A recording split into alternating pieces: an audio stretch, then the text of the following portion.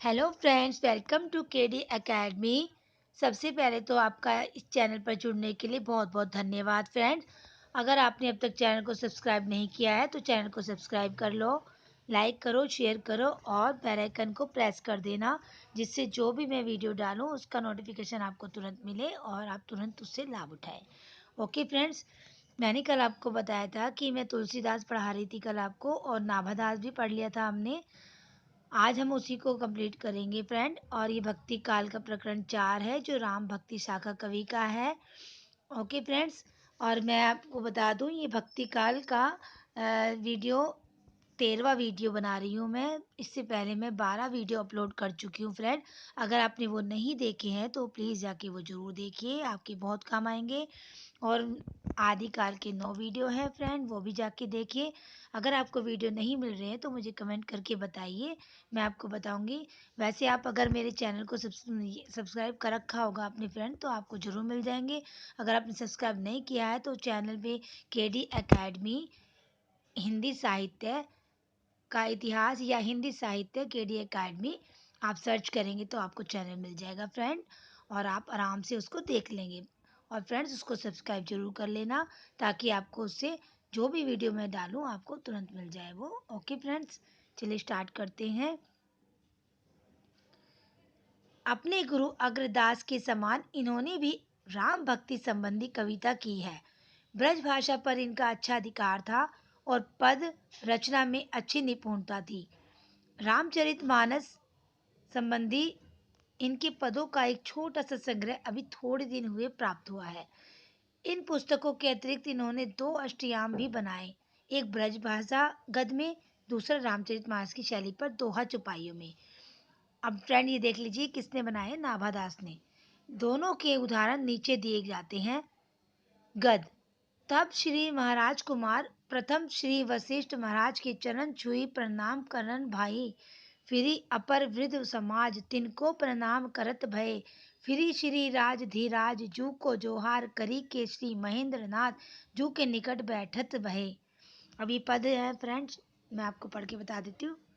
ये नाभादास का ही है। अवधपुरी की शोभा जैसी कही नहीं सकहि शेष श्रुति तैसी, रचित कोट कल धोत सुहावन, विविध रंग मति अति भन भावन, चहुत सी विपिन प्रमोद अनुपा, चतुर बीस जो जन रुस रूपा, सुधीस नगर सरजू सरी पावनी, मणिमय तीरथ परम सुहावनी, विगस जलज भृग रस भूले, गूंजत जल समूह दोहु कूले, परिखा अति चहु दिशि रसती, कंचन कोट प्रकाश, विविध भ्रांति नग जगमगत, प्रति गोपुर पुर पास। फ्रेंड्स, अभी तीसरे कवि आए हैं यहाँ पर, प्राणचंद चौहान। ये पहले हमने तुलसीदास पढ़े, फिर नाभादास, अब प्राणचंद चौहान है। और फ्रेंड्स, ये जान से नोट करते जाओ, जो जो मैं कवि बता रही हूँ आपसे ये भी पूछा जा सकता है ये कौन सी शाखा की कवि है, तो ये नोट करते जाओ, ये कौन राम भक्ति शाखा की कवि है। संस्कृत में रामचरित संबंधी कई नाटक है, जिनमें कुछ तो नाटक के साहित्यिक नियमानुसार है।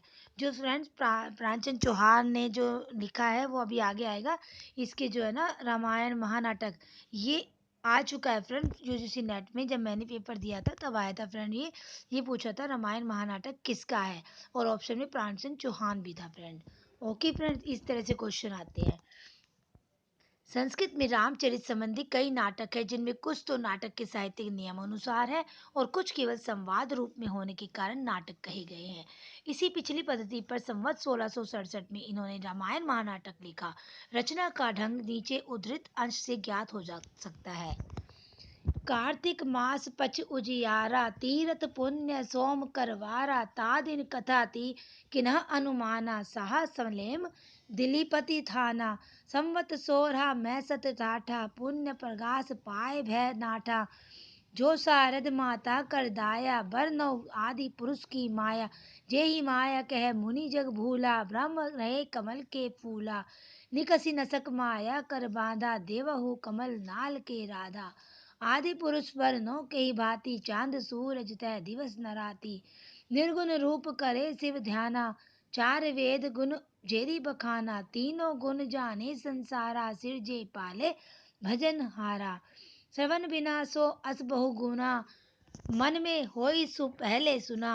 देशे सब पे आही न आधी, अंधकार चोरी के साशी। तेही कर दहु को करे भगाना, बशाना जिही कर मर्म वेद नहीं जाना। माया शिव भी कहू न पारा, शंकर पवरी पीछ होई हारा। अब चौथे कवि आए हैं फ्रेंड, हृदय राम। हृदय राम ये पंजाब के रहने वाले थे और कृष्णदास के पुत्र थे फ्रेंड, नोट कर लो। इन्होंने संवत 1680 में संस्कृत के हनुमान नाटक के आधार पर भाषा हनुमान नाटक लिखा। ओके फ्रेंड्स, इन्होंने संस्कृत के हनुमान नाटक के आधार पर भाषा हनुमान नाटक लिखा, जिसकी कविता बड़ी सुंदर और परिमार्जित है। इसमें अधिकतर कविता और सवियों में बड़े अच्छे संवाद है। पहले कहा जा चुका है कि गोस्वामी तुलसीदास जी ने अपने समय की सारी प्रचलित काव्य पद्धतियों पर रामचरित का गान किया। केवल रूपक या नाटक के ढंग पर उन्होंने कोई रचना नहीं की। गोस्वामी जी के समय से ही उनकी ख्याति के साथ साथ राम भक्ति की तरंगे भी देश के भिन्न भिन्न भागों में उठ चली थी। अतः उस काल के भीतर ही नाटक के रूप में कई रचनाएं हुई, जिनमें सबसे अधिक प्रसिद्ध हृदय राम का हनुमान नाटक हुआ।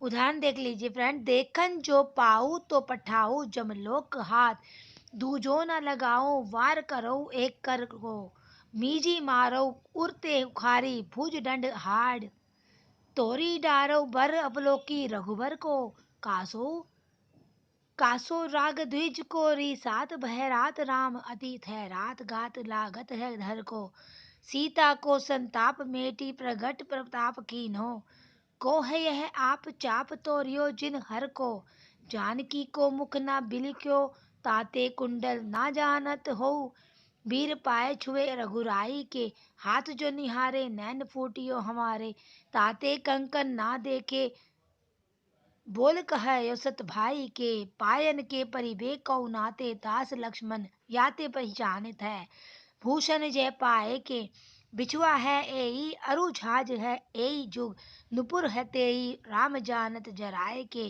सातो सिंधु सातो लोक सातो ऋषि है सशोक, सातो रवि घोर थोर घोरे थोरे देखे न डरात में, सातो दीप सातो इति काप्योई करत, और सातो मत रात दिन प्राण है न गात में, सातो चिरजीव बर्राई उठे बारंबार, सातो सुर हाय हाय होत दिन रात में, सातहु पतर सातहु पताल काल सबद कराल राम, भेदे सात साल ताल चाल परी सात सात में, एहो हनु कहो श्री रघुवीर कछु सुधी है, सिय किछि तिवाही है, प्रभु लंक कलंक बिना शुभ सेई, तह रावण बाग किछाई, धीवती है कही बेई को नाथ, सु क्यों न मरी हम ते बिछुराई, प्राण बसई पद पंकज में जम आवत है पर पावत नाही। राम भक्ति का एक अंग आदि राम भक्त हनुमान जी की उपासना भी हुई। स्वामी रामानंद जी कृत हनुमान जी स्तुति का उल्लेख हो चुका है। ओके फ्रेंड्स, ये पहले हम बता चुके हैं। गोस्वामी तुलसीदास जी ने हनुमान की वंदना बहुत स्थलों पर की है। हनुमान बाहुक तो केवल हनुमान जी को ही संबोधन करके लिखा गया है। भक्ति के लिए किसी पहुंचे हुए भक्त का प्रसाद भी भक्ति मार्ग में अपेक्षित होता है। फ्रेंड्स, ये भी पूछ लिए जाते हैं कि ये किसको संबोधित करके किया गया है। जैसे हनुमान बाहुक केवल हनुमान जी को ही संबोधित करके लिखा गया है। इस तरह से कोई भी क्वेश्चन आ सकता है फ्रेंड। संवत 1696 में रायमल पांडे ने हनुमान चरित लिखा था। ओके फ्रेंड्स, नोट कर लो, हनुमान चरित रायमल पांडे ने 1696 में। गोस्वामी जी के पीछे भी कई लोगों ने रामायण लिखी, पर वे गोस्वामी जी की रचनाओं के सामने प्रसिद्धि ना प्राप्त कर सकी। ऐसा जान पड़ता है कि गोस्वामी जी की प्रतिभा का प्रखर प्रकाश 150 वर्ष तक ऐसा छाया रहा कि राम भक्ति की और रचनाएं उसके सामने ठहर ना सकी। विक्रम की 19वीं और 20वीं शताब्दी में अयोध्या के महंत बाबा रामचरण दास, बाबा रघुनाथ दास रीवो के महाराज रघुराज सिंह आदि ने रामचरित संबंधी विस्तृत रचनाएं की, जो सर्वप्रिय हुई। इस काल में राम भक्ति विषयक कविता बहुत कुछ हुई। राम भक्ति का काव्य धारा की सबसे बड़ी विशेषता यह है कि उसमें सब प्रकार की रचनाएं हुई। उसके द्वारा कई प्रकार की रचना पद्धतियों को उत्तेजना मिली। कृष्णोपासी कवियों ने मुक्तक के एक विशेष अंग गीत काव्य की ही पूर्ति की, पर रामचरित को लेकर अच्छे अच्छे प्रबंध काव्य रचे गए। तुलसीदास जी के प्रसंग में यह दिखाया जा चुका है कि राम भक्ति में भक्ति का पूर्ण स्वरूप विकसित हुआ है। प्रेम और श्रद्धा अर्थात पूज्य बुद्धि दोनों के मेल से भक्ति की निष्पत्ति होती है। श्रद्धा धर्म की अनुगामिनी है। जहाँ धर्म का स्फुरण दिखाई पड़ता है वहीं श्रद्धा टिकती है। ये फ्रेंड्स अवतरण आ चुका है, यूजीसी नेट में इसको नोट कर लो। धर्म ब्रह्म के सत्य स्वरूप की व्यक्त प्रवृत्ति है, उस स्वरूप की क्रियात्मक अभिव्यक्ति है जिसका आभास अखिल विश्व की स्थिति में मिलता है। पूर्ण भक्त व्यक्त जगत के बीच सत्य की इस सर्वशक्तिमयी प्रवृत्ति के उदय का, धर्म की इस मंगलमयी ज्योति के स्फुरण का साक्षात्कार चाहता रहता है। इसी ज्योति के प्रकाश में सत्य के अनंत रूप सौंदर्य की भी मनोहर झांकी उसे मिलती है। लोक में जब कभी वह धर्म के स्वरूप को तिरोहित या आच्छादित देखता है तब मानव भगवान उसकी दृष्टि से उसकी खुली हुई आंखों के सामने से ओझल हो जाते हैं और वियोग की आकुलता का अनुभव करता है। फिर जब अधर्म का अंधकार फाड़ कर धर्म ज्योति अमोघ शक्ति के साथ साथ फूट पड़ती है तब मानो उसके प्रिय भगवान का मनोहर रूप सामने आ जाता और वह पुलकित हो उठता है। भीतर का चित्त जब बाहर सत्य का साक्षात्कार कर पाता तब आनंद का आविर्भाव होता है और सदानंद की अनुभूति होती है। यह उस सगुण भक्ति मार्ग का पक्ष जो भगवान के अवतार को लेकर चलता है और जिसका पूर्ण विकास तुलसी की राम भक्ति में पाया जाता है। विनय पत्रिका में गोस्वामी जी ने लोक में फैले अधर्म, अनाचार, अत्याचार आदि का भीषण चित्र खींचकर भगवान से अपना सत्य स्वरूप धर्म संस्थापक स्वरूप व्यक्त करने की प्रार्थना की है। उन्हें दृढ़ विश्वास है कि धर्म स्वरूप भगवान की कला का कभी न कभी दर्शन होगा। अतः वे यह भावना करके पुलकित हो जाते हैं कि सत्य स्वरूप का लोक व्यक्त प्रकाश हो गया, राम राज्य प्रतिष्ठित हो गया और चारों ओर वृंद मंगल छा गया। फ्रेंड, मैं आपको बता रही हूँ ये अवतरण जो मैंने अभी पढ़ा है ये पूरा का पूरा ऐसे का ऐसे ही यूजीसी नेट में पूछा जा चुका है। इसमें से 5 क्वेश्चन आए थे और ये अवतरण आया था। इसलिए मैं फ्रेंड कह रही हूँ, इसलिए मैं आपको लाइन वाइज लाइन पढ़ा रही हूँ। ये हिंदी साहित्य का इतिहास जो रामचंद्र शुक्ल है इसमें बहुत इंपॉर्टेंट है फ्रेंड, बहुत वेरी इंपॉर्टेंट है ये। इसमें से बहुत क्वेश्चन आते, चाहे वो अवतरण आए, चाहे क्वेश्चन आए, या किसी की लाइन ले ले या किसी के पद ले ले, सब कुछ आता है फ्रेंड इसमें से। इसलिए इसको अच्छे से स्टडी करो और बिना स्किप करे पढ़ो फ्रेंड। मैं आपको बार बार बोल रही हूँ, आपने थोड़ा सा भी स्किप कर दिया तो जो मैं इंपॉर्टेंट पॉइंट बताती हूँ वो आप मिस कर जाएंगे फ्रेंड। ओके, चलिए स्टार्ट करते हैं फिर से। राम राज भयो काज सगुन शुभ, राजा राम जगत विजयी है। समरथ बड़ो सुजान सुसाहब, सुकृत सेन हारत जितई है। जो भक्ति मार्ग श्रद्धा के अवयव को छोड़कर केवल प्रेम को ही लेकर चलेगा, धर्म से उसका लगाव न रह जाएगा, वह एक प्रकार से अधूरा रहेगा। श्रृंगार उपासना माधुर्य भाव आदि की ओर उसका झुकाव होता जाएगा और धीरे धीरे उसमें गुहा रहस्य आदि का भी समावेश होगा। परिणाम यह होगा कि भक्ति के बहाने विलासिता और इंद्रिय शक्ति की स्थापना होगी। कृष्ण भक्ति शाखा कृष्ण भगवान के धर्म स्वरूप को, लोक रक्षक और लोक रंजक स्वरूप को छोड़कर केवल मधुर स्वरूप और प्रेम लक्षणा भक्ति की सामग्री लेकर चली। इससे धर्म सौंदर्य के आकर्षण से वह बहुत दूर पड़ गई। तुलसीदास जी ने भक्ति को अपने पूर्ण रूप में श्रद्धा प्रेम समन्वित रूप में सबके सामने रखा और धर्म या सदाचार को उसका नित्य लक्षण आधारित निर्धारित किया। अत्यंत खेद की बात है कि इधर कुछ दिनों से एक दल इस राम भक्ति को भी श्रृंगारी भावनाओं में लपेट कर विकृत करने में जुट गया है। तुलसीदास जी के प्रसंग में हम दिखा आए हैं कि कृष्ण भक्त सूरदास जी की श्रृंगारी रचना का कुछ अनुकरण गोस्वामी जी की गीतावली के उत्तर कांड में दिखाई पड़ता है, पर वह केवल आनंदोत्सव तक रह गया है। इधर आकर कृष्ण भक्ति शाखा का प्रभाव बहुत बड़ा है। विषय वास्ता की और मनुष्य की स्वाभाविक प्रवृत्ति के कारण कुछ दिनों से राम भक्ति मार्ग के भीतर भी सिंगारी भावना का अनर्गल प्रवेश हो रहा है। इस सिंगारी भावना के प्रवर्तक थे रामचरितमानस के प्रसिद्ध टीकाकार जानकी घाट के Ramcharan Das ji. Okay friends, note कर लो। श्रृंगारी भावना के प्रवर्तक थे रामचरितमानस के प्रसिद्ध टीकाकार जानकी घाट अयोध्या रामचरण दास जी, जिन्होंने पति पत्नी भाव की उपासना चलाई। इन्होंने अपनी शाखा का नाम स्वसुखी शाखा रखा। रामचरण दास जी ने अपनी शाखा का नाम स्वसुखी शाखा रखा। फ्रेंड, नोट कर लीजिए।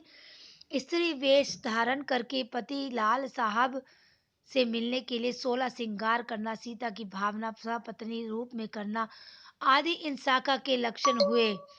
रामचरण दास जी ने अपने मत की पुष्टि के लिए अनेक नवीन कल्पित ग्रंथ प्राचीन बताकर अपनी शाखा में फैलाए, जैसे राम लाभ संहिता, हनुमत संहिता, अमर रामायण, भुसुंडी रामायण, महारामायण 5 अध्याय, कौशल खंड, राम नवरतन, महारासोत्सव सटोक, संवत 1904 में प्रिंटिंग प्रेस लखनऊ में छपा। कौशल खंड में राम की रास लीला विहार आदि के अश्लील वृत्त कल्पित किए गए हैं और कहा गया है कि रास लीला तो वास्तव में राम ने की थी। राम अवतार में 99 रास चुके थे, एक ही शेष था जिसके लिए फिर कृष्ण रूप में अवतार लेना पड़ा। इस प्रकार विलास क्रीड़ा में कृष्ण से कहीं अधिक राम को बढ़ाने की होड़ लगाई गई। गोलोक में जो नित्य रासलीला होती रहती है उससे कहीं बढ़कर साकेत में हुआ करती है। वहां की नर्तकियों की नामावली में रंभा, उर्वशी आदि के साथ साथ राधा और चंद्रावली भी गिना दी गई हैं। रामचरण दास की सिंगारी पासना में चिरान छपरा के जीवा राम जी ने थोड़ा हेर फेर किया। उन्होंने पति पत्नी भावना के स्थान पर सखी भाव रखा। फ्रेंड, जीवा राम जी ने सखी भाव रखा। ओके फ्रेंड्स, ये पूछा जाता है कि किसने किस भाव से पूजा करी है और अपनी शाखा का नाम तत्सुकी शाखा रखा। ओके फ्रेंड, जीवाराम जी का तत्सुकी शाखा। सखी भाव की उपासना का खूब प्रचार लक्ष्मण किला अयोध्या वाले युगला नन्य शरण ने किया। रीवा के महाराज अघुराज सिंह इन्हें बहुत मानते थे और इन्हीं की सम्मति से उन्होंने चित्रकूट में प्रमोद वन आदि की कई स्थान बनवाए। चित्रकूट की भावना वृंदावन के रूप में की गई और वहाँ के कुंज भी ब्रज के से क्रीड़ा कुंज माने गए। इस रसिक पंथ का आजकल अयोध्या में बहुत जोर है और वहाँ के बहुत से मंदिरों में अब राम की तिरछी चितवन और बाकी अदा के गीत गाए जाने लगे हैं। इस पंथ के लोगों का उत्सव प्रति वर्ष चैत्र कृष्ण नवमी को वहाँ होता है। ये लोग सीताराम को युगल सरकार कहा करते हैं और अपना आचार्य कृपा निवास नामक एक कल्पित व्यक्ति को बतलाते हैं, जिसके नाम पर एक कृपा निवास पदावली संवत 1901 में छपी प्रिंटिंग प्रेस लखनऊ में। इसमें ऐसे ही पूछा जाता है फ्रेंड, कौन सी प्रेस में छपी।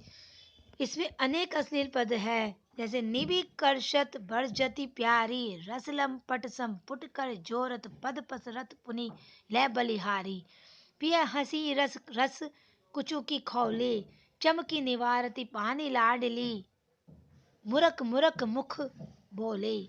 ऐसी ही एक और पुस्तक श्री राम अवतार भजन तरंगणी इन लोगों की ओर से निकली है, जिसका भजन देखिए।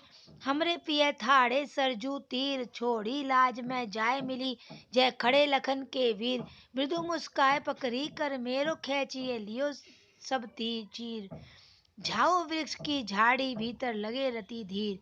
भगवान राम की दिव्य पुनित चरित्र के कितने घोर पतन की कल्पना इन लोगों के द्वारा हुई है, यह दिखाने के लिए इतना बहुत है। लोक पावन आदर्श का ऐसा ही विभस्त विपर्य देखकर चित्त शुद्ध हो जाता है। राम भक्ति शाखा के साहित्य का अनुसंधान करने वालों को सावधान करने के लिए ही इस रसिक शाखा का यह थोड़ा सा विलग विवरण दे दिया गया है। गुहा रहस्य, माधुर्य भाव इत्यादि के समावेश से ही किसी भक्ति भाव मार्ग की यही दशा होती है। गोस्वामी जी ने शुद्ध सात्विक और खुले रूप में जिस राम भक्ति का प्रकाश फैलाया था वह इस प्रकार विकृत की जा रही है। अब ये दोनों पंक्तियां सूरदास जी के पक्ष से ली गई है, ये भी ध्यान से आप फ्रेंड सुन लीजिए या नोट कर लो, जैसे भी आपकी इच्छा हो फ्रेंड। कर्म जोग पुण्य ज्ञान उपासन सब ही ब्रह्म भर मायो, श्री वल्लभ गुरु तत्व सुनायो, लीला भेद बतायो, सुरसागर सारावली।